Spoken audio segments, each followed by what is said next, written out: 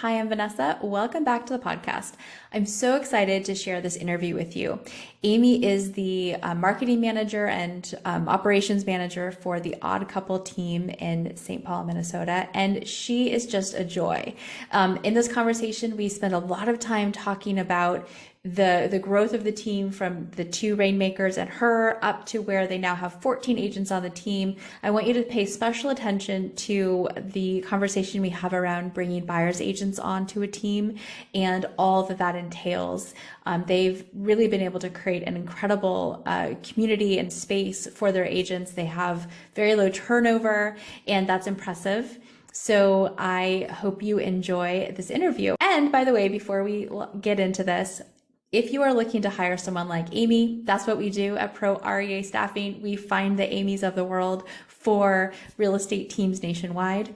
I'm also an executive and leadership coach. If you are interested in growing a team and you would like help developing your leadership skills and abilities so that you can attract people like Amy and grow a team that is a positive and glowing reflection of who you are as a agent and leader, reach out to me. My contact information is below. All right, let's get into it.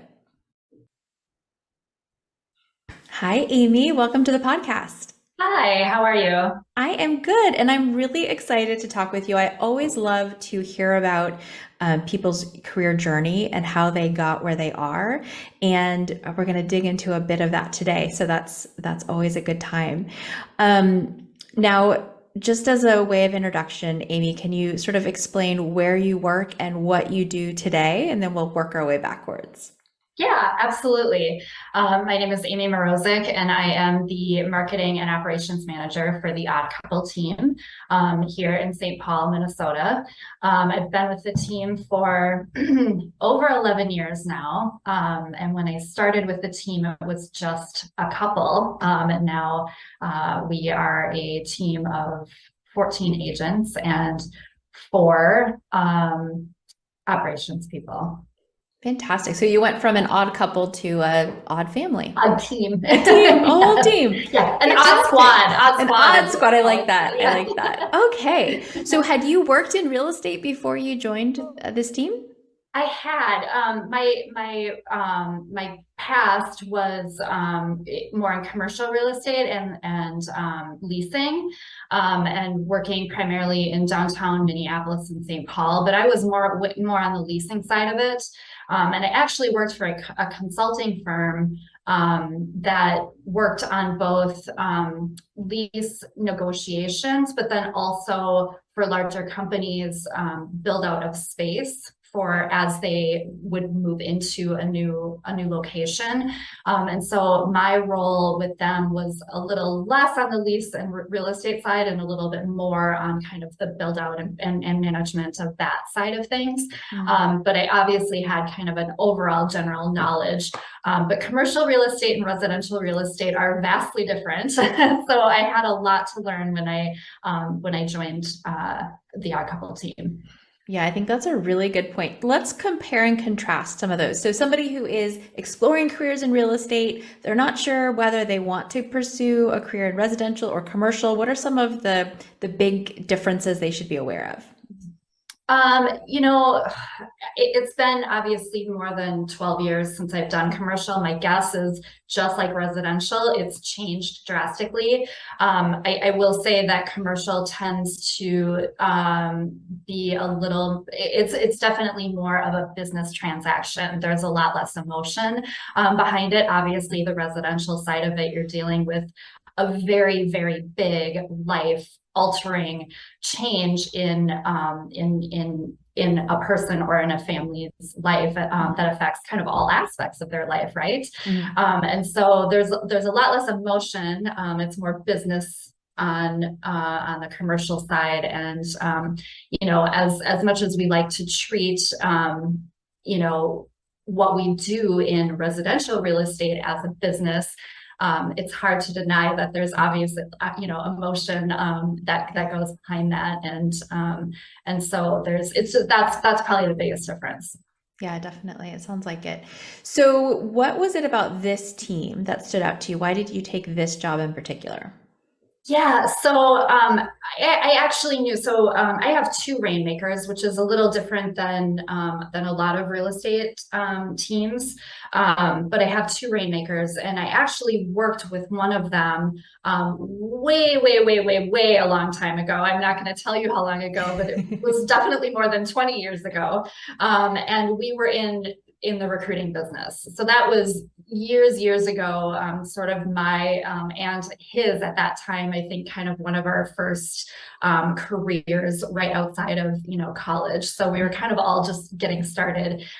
So I had worked with him in that capacity, met and knew him, and we worked together really well, and obviously maintained a friendship after we both left that role. I actually within that recruiting role is when I placed myself into the commercial real estate position, because Oh, that job interesting. popped up and it seemed really interesting to me, and so that I actually placed myself in that position out of my recruiting role and into commercial real estate. Wow. Okay.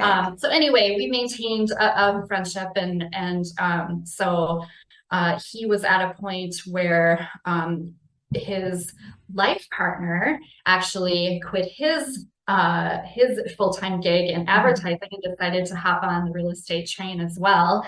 And so they had joined forces to start their team. Mhm. And I was at a point where I had just had two kids, and I was kind of in the, that life crisis, I guess, of, if I have to spend time away from my kids, I better really love what I do. And so it just kind of happened, I guess.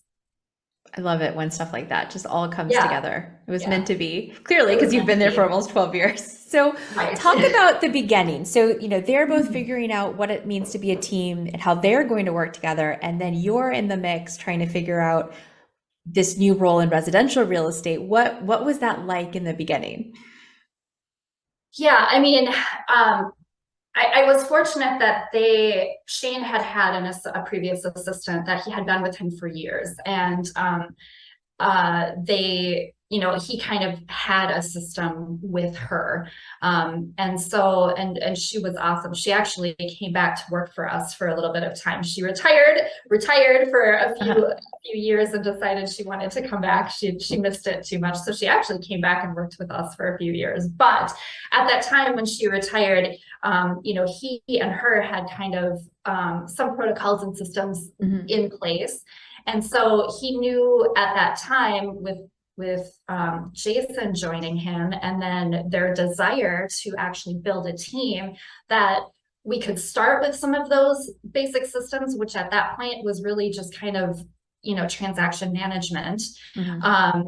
and just a very broad TC role. But as they knew that they wanted to grow the team, obviously they knew that that position would morph and change as the team grew. Mhm. So I think that answered your question. Yeah, so Yeah, you kind of had a foundation, but you had a yeah, vision for where you wanted to go, and so you guys all knew you were on this process of redeveloping and kind of recreating stuff as the needs of the team changed.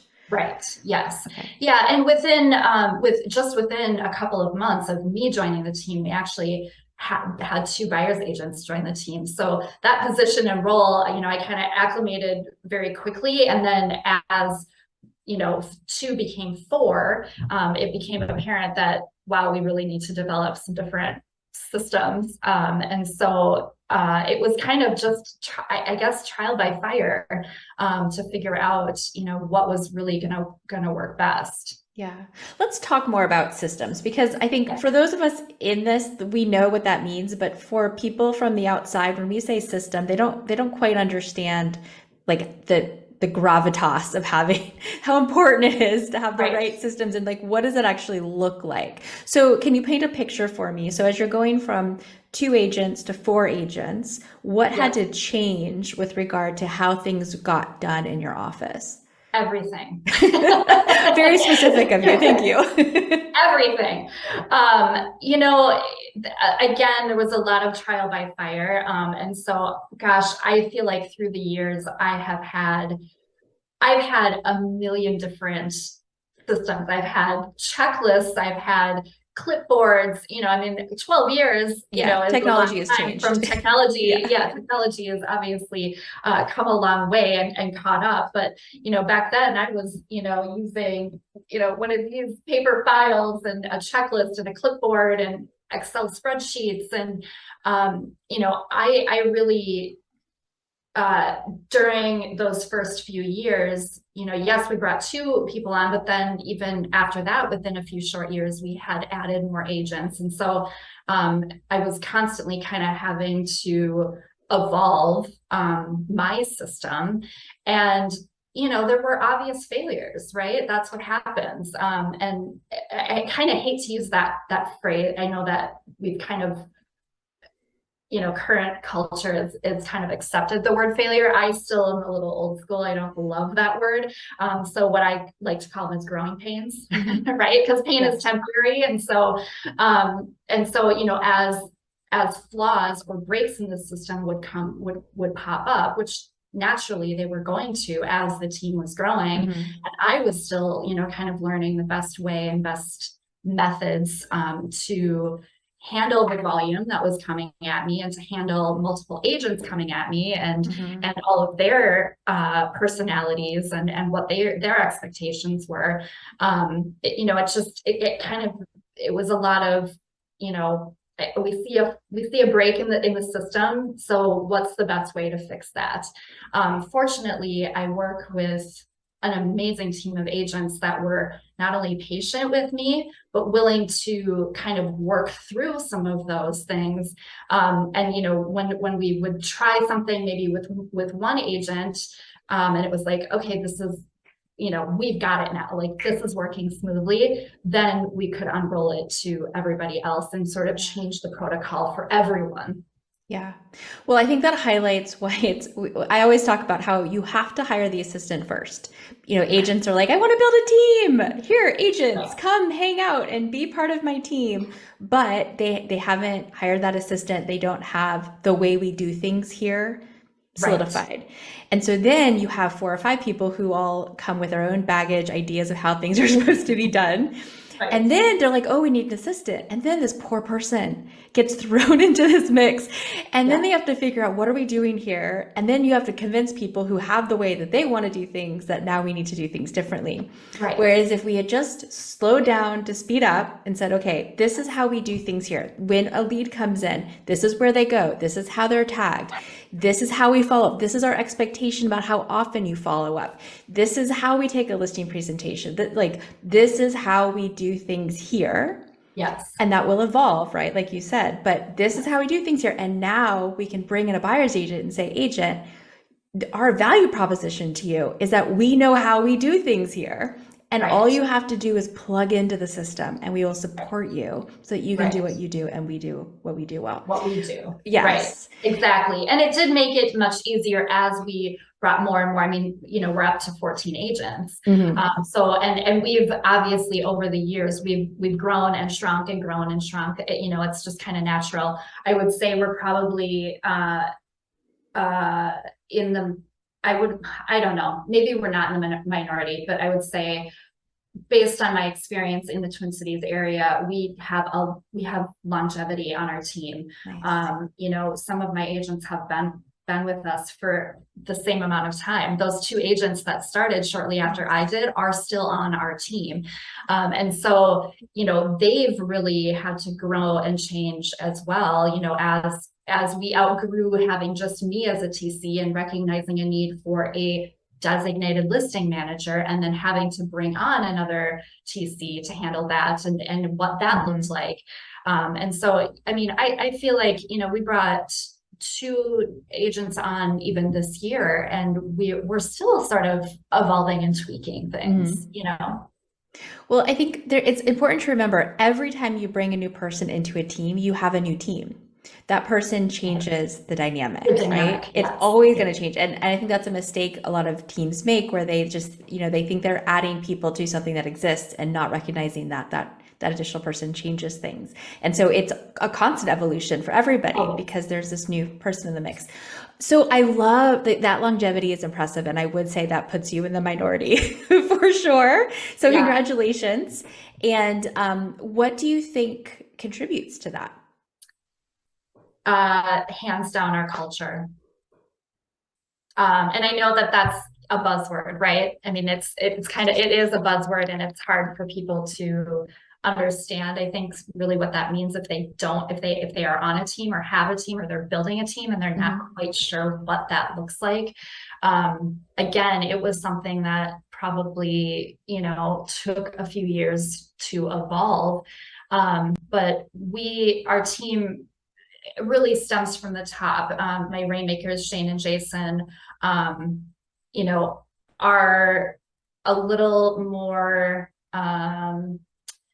they're not so, obviously we're in sales, right? Numbers are important, but they recognize that every agent and every operations person that's on this team is an actual person that comes attached with a family behind them. And so, when events happen in the office and at work, it affects more than just what's happening at work. It affects everyone in their world. And so, that I think is first and foremost for them. And that's kind of where that culture starts or stems from, right? Like, we've kind of become a family.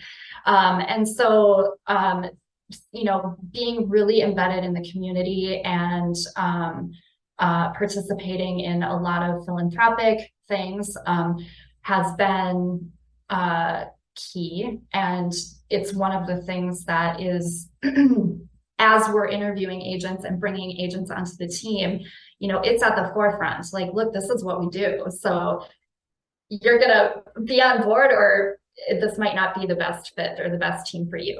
Our focus and ideals are definitely being submerged in the community and participating in, we head up a coat drive every year. We just collected about 600 coats over the past couple of months. We do a food drive every year. We participate with our local chapter of Ronald McDonald House as much as we can. Obviously, that's changed quite a bit with COVID. But we used to go and make dinners there. And so, it's things like that. Community engagement has been really big as contributing to our culture, doing shred events and that type of thing.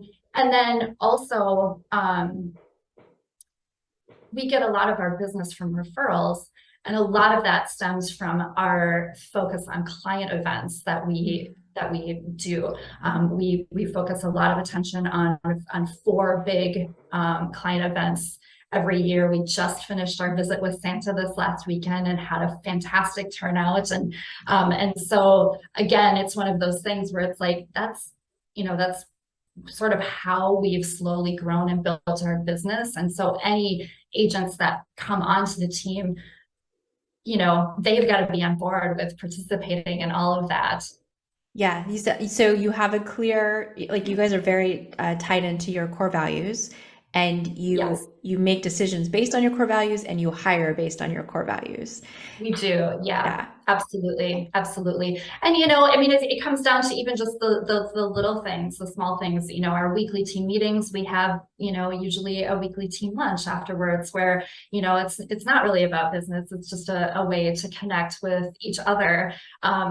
Obviously, we're real estate agents, so business comes up because it's kind of always happening, but it's definitely a way for us to be able to all come together and connect when, especially during, the busy seasons of real estate, everyone's running in every which direction. And sometimes, it's like, oh my gosh, I haven't even seen you for a week, because you may have talked with them or gotten an email from them, but to actually sit down and have lunch together once a week, and be in the same room, in the same space, and kind of take that break, that little bit of a break from the running around, and just just enjoying each other's company, and really, learning about one another has definitely helped with that culture too. Yeah, absolutely. Building that team, that whole team camaraderie. Yeah, yeah. I mean, look, people, for employees, right? Like employees don't leave jobs, they leave bosses. And it's very similar on a real estate team.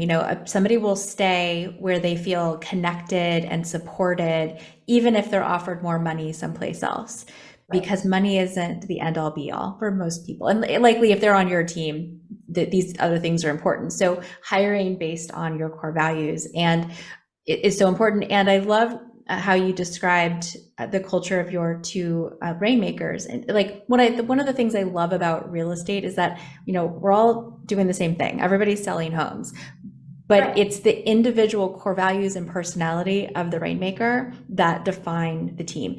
Maybe that changes when you get very big and you have layers of Yeah. management, but for most of these teams, like even with 14 agents, what you're describing is like pretty much a direct reflection of who the rainmakers are, Absolutely. right? And Yeah. that's why I think focusing on your personal development and then therefore your professional development as a leader is so important, because who you are Absolutely. is a direct reflection of how your business operates and For feels sure. and is experienced by other people. Yeah. It's I very mean, direct.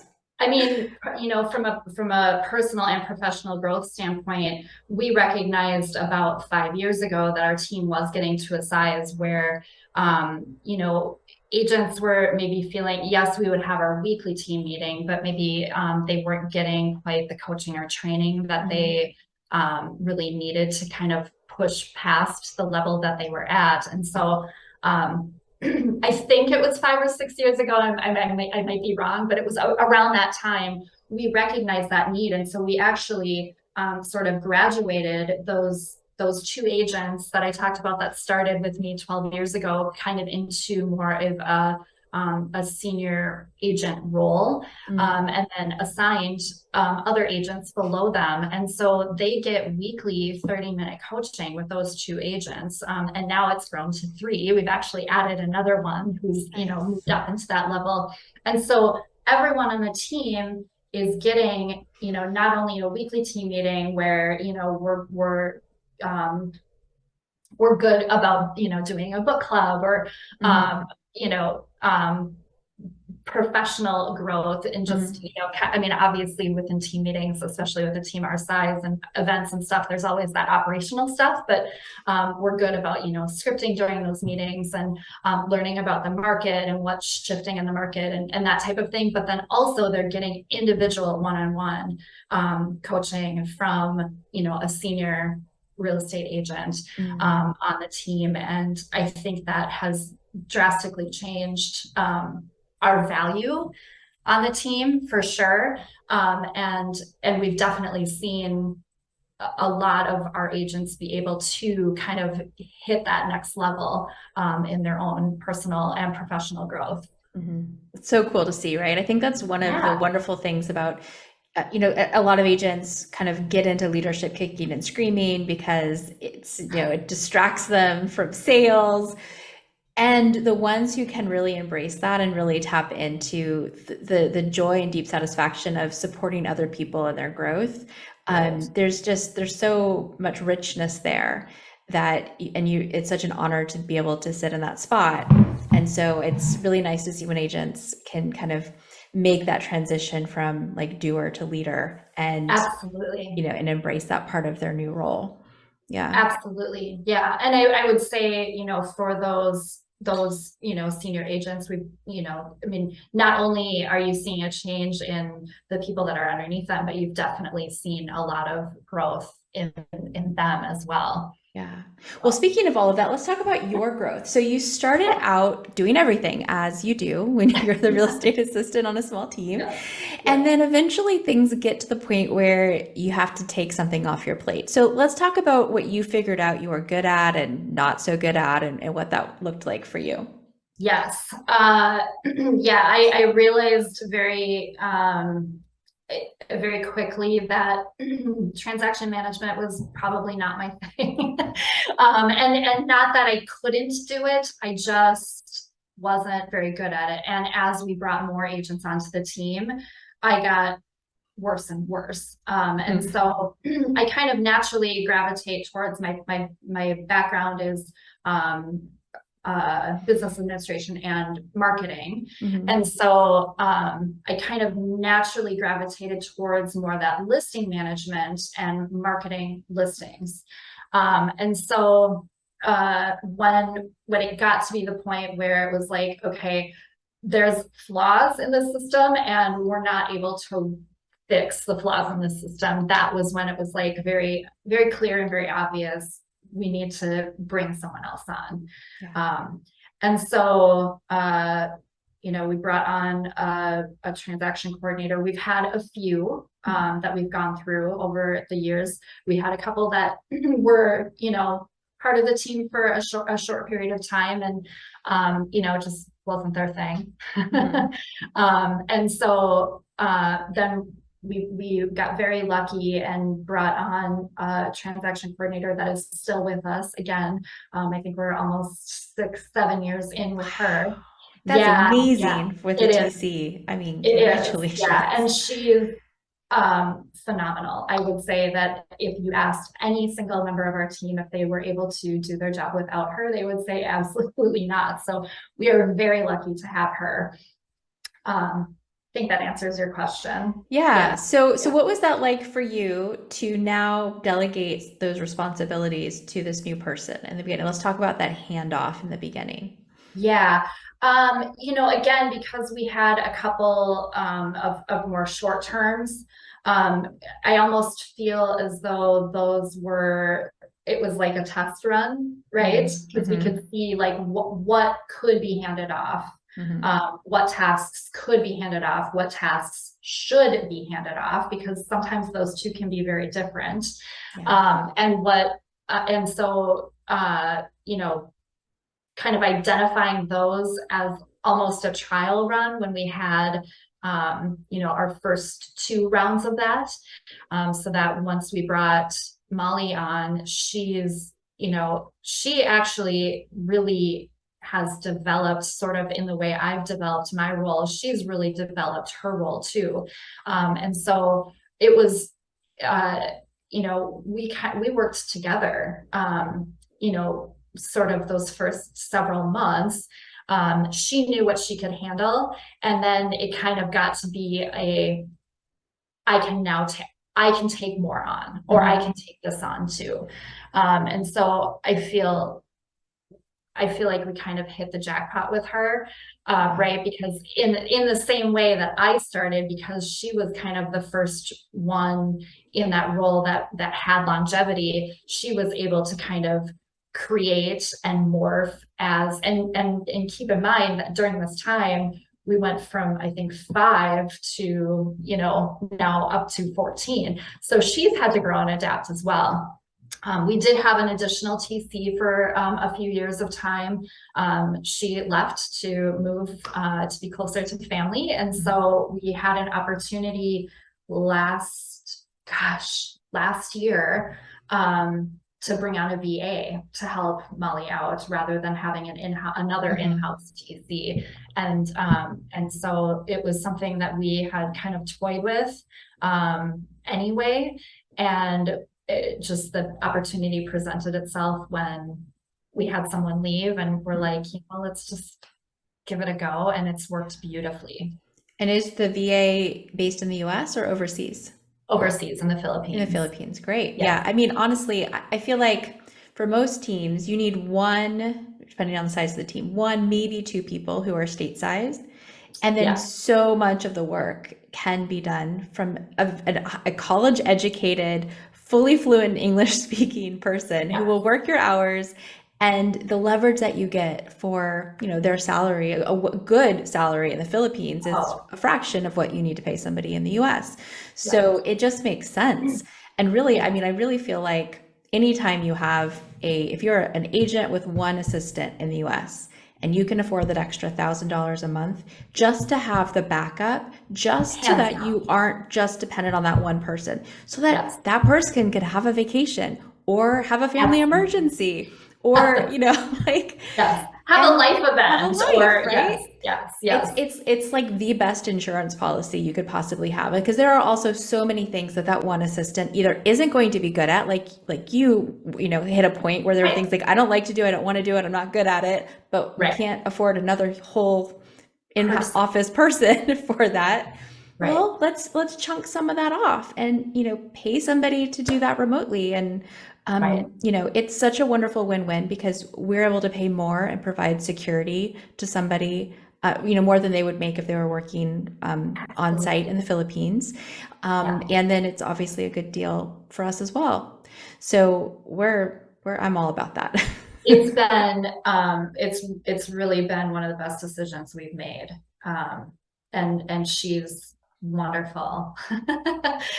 She's really good at her job. And you know, I think with transaction coordination in particular, um, you know, there's a lot of moving parts, right? I mean, there's just a lot of moving parts. And having being in an office with a lot of really big personalities all day long um, can be distracting, right? Yeah. I mean, Oh let's just yeah. be real.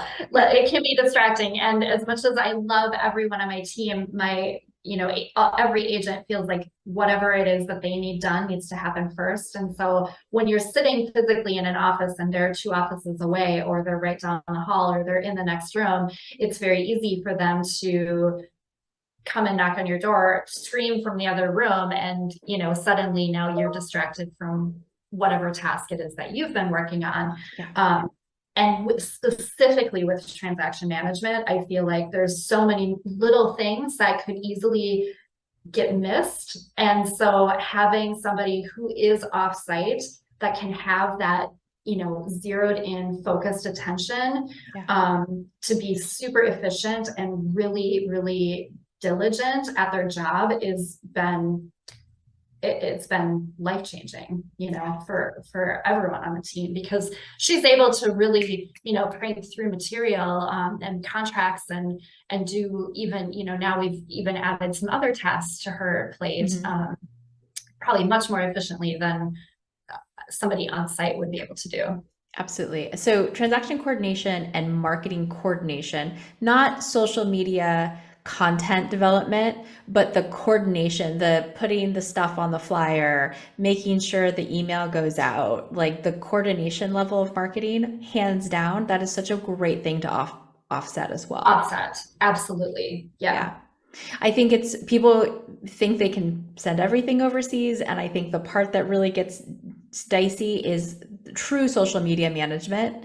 So catching the right tone, really understanding nuance, and you know, we have people in the Philippines who write better than most native, like American English speakers. Absolutely. But when it comes to marketing copywriting, it's just a little bit hard. Like that piece can get hard. So they could edit, they can, you know, write proposals, things like that. But there are just Absolutely. some parts where it's just worth it to pay a US based professional cop, even if you have to pay them $60 an hour, but they're only doing like this one, like high level, high impact piece. And then everything else can be handled Right. overseas.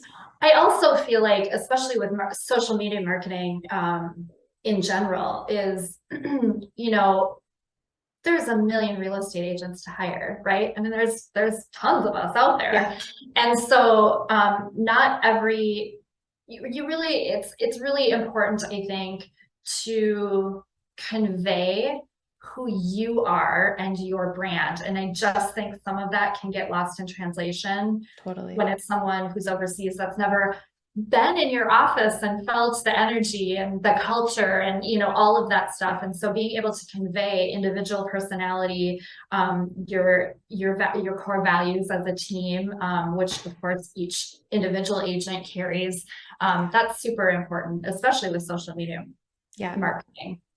All right, so we have you, the TC, the VA. Who is the fourth person on the admin team? Yes. So we have we had a unique opportunity several years ago to purchase our own standalone storefront building. And so it is on sort of, it's on Grand Avenue in St. Paul, but it is, you know, kind of an iconic main street in St. Paul. And so we bought it and completely renovated it, which was an adventure in and of itself. I have no doubt. But so our fourth person is, because we have the storefront building, we needed to have a director of first impressions. And so she is often kind of, you know, manages the whole building and office. Since then, actually last year at about this time, we purchased yet another building just a few blocks down. That one is a little less storefront and more just offices, because we definitely had outgrown the space. And so we have two locations, but one of them is more, you know, that customer client facing storefront type building. So she manages the office, supply inventory, helps me out a ton with marketing and flyers, and will help agents with, you know, any offshoot events that they're doing, you know, and coordinating those. So she's kind of our catch-all. She does a little bit of everything, which is awesome. And then of course she's our, you know, main point of contact for any walk-ins that we get. Right. Perfect. Okay. That is a tiny, well, not that tiny, but mighty little team. And how many transactions for the four of you? How many transactions a year do you guys typically handle? Yeah. So right now we'll probably close out the year at about 325. Okay. Yeah. So last year we're a little light. This year we did lose a couple of agents. Last year we were a little closer to 400 units. Yeah. So 4 operation staff, and you can handle 400 units. Yes. Amazing. Love it. I think that's just helpful for people when they're thinking about structure and, you know, what is it going to take to support agents who will be happy and stay. And, you know, you guys obviously have the bandwidth to really create a great experience for the agents who work for you. So yeah, like 100 transactions per person basically. And 1.5 T, well, I guess 2 TCs, like your TCs back up. So, but still, like, even if they split it evenly, that's 200 transactions a piece. It's a lot. That's a lot of volume. Yeah, that's a lot. It's a big volume for sure. Yeah. And then up until this year where I was doing all the listing management, and in addition to the marketing and overall operations with the team, we've recognized for a couple of years now, and finally just have found somebody that we're able to leverage and transition some of that listing management to another listing manager. That frees me up and opens me up for more overall team operations, and then of course specifically marketing. Perfect. So as we wrap up, I want to talk about your involvement in the business planning, visioning, and strategy process. So at what level do you get pulled into that business planning process with the owners? From the beginning. So you know, back again 11 years ago when we started, we had sort of our first meeting of the minds business planning for the following year, and I was a part of that. And now what we have is a leadership team, which is those 3 senior agents that I talked about. So and then our 2 rainmakers and myself. And so we typically have 3 to 4 business planning meetings that start usually in September. And we do a whole team SWOT analysis just to be able to hear, you know, what agents are thinking, because we know that the experience is a little different for everyone, right? And we all come from different backgrounds. And so, you know, not everybody started their career right in real estate. So even, you know, just getting their valued input to be able to plan out for the next year. I would say in the last couple of years, you know, I feel like we're pretty dialed in. It's more minor tweaks based on market conditions, obviously, which is very, very real right now. Yeah, exactly. Last few years. Very prevalent right now that we're having to make some adjustments Yeah. to those things. And then, obviously based on feedback, or again, it's one of those things with, those growing pains, and finding flaws maybe in our system, or how can we do this better? Sure, we've been functioning and going along and doing great, but how can we make it better? What can we do that can be better? Yeah, definitely. Perfect.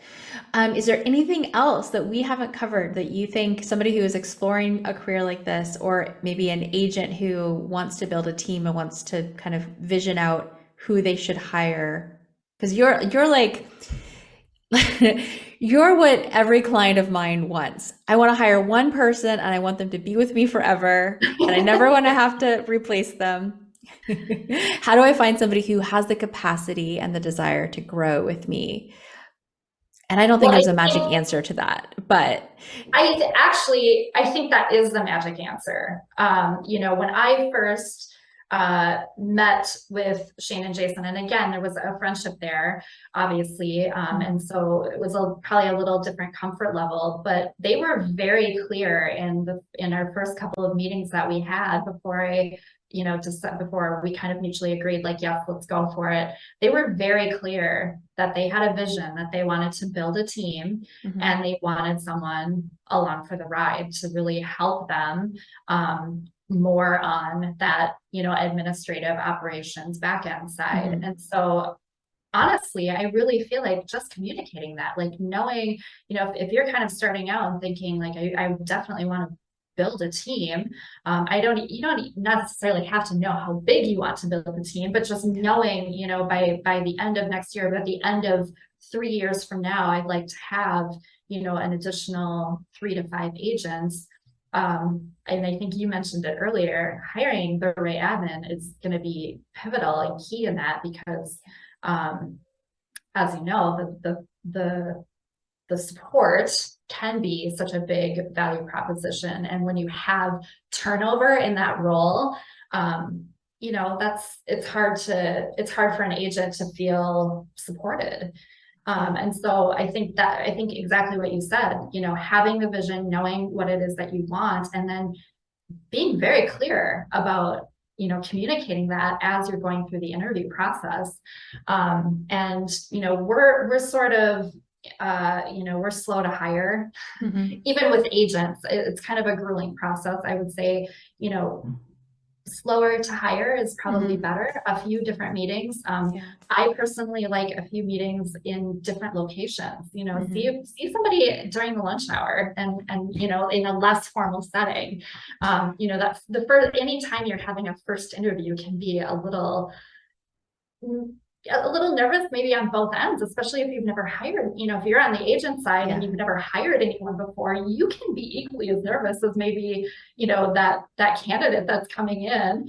And so, having a couple of different meetings with them in different settings, something that's a little bit more casual to kind of know their personality. Even just a few phone conversations where, there's not really an expectation, I think can be super helpful to know that your personalities are going to jive well together, and that person, might actually be committed in the long haul, and can see your vision and want to help you get there. Definitely. Yeah, you said a few things that I think are really key. Really being clear, casting a clear vision, and what we talked about earlier, hiring to your core values. So first of all, you have to know what they are. You have to know what your value proposition is. Like, these are basic things, but people are like, yeah, I sort of have an idea, and then they rush forward. But really, truly, if you know what your core values are and you can hire to them, and you take the time and slow down and make sure you and this person really get to know each other first, then you have a much better chance of success.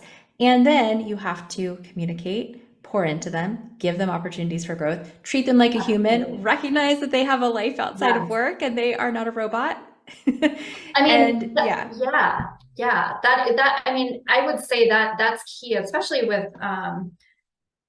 real estate happens all hours of the day, right? I mean, and weekends, and, real estate is happening all the time.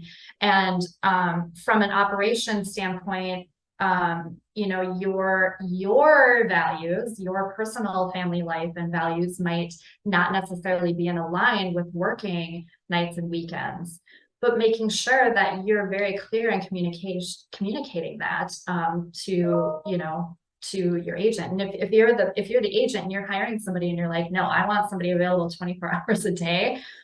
Good Well, luck, first of all. good luck, first Good of luck with all, that. especially with, that with our personality type. Yeah.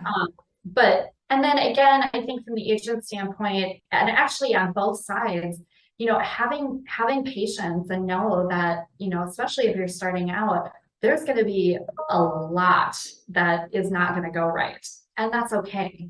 When something doesn't go right, it just means that you're probably propelling yourself to the next level, and being willing to work with one another and have that open communication and work through those things. So having patience on both sides, but always knowing that you're in it for the long haul. I think that's super helpful. Yeah. Oh my gosh, so much good stuff out of this conversation, Amy. Thank you so much. It was Yeah, thank really you. great to I hear about your appreciate it. journey, and I loved that we talked about the process that you guys went through hiring more buyers agents and kind of what you've learned about creating an environment and a space where they want to stay and where they can thrive. And I just get the sense that your team is really focused on quality and excellence, but also doesn't take themselves too seriously, Oh gosh. and it Well, has a look lot at of our name. compassion. I know, right? I love it. And there's a lot of compassion and humanity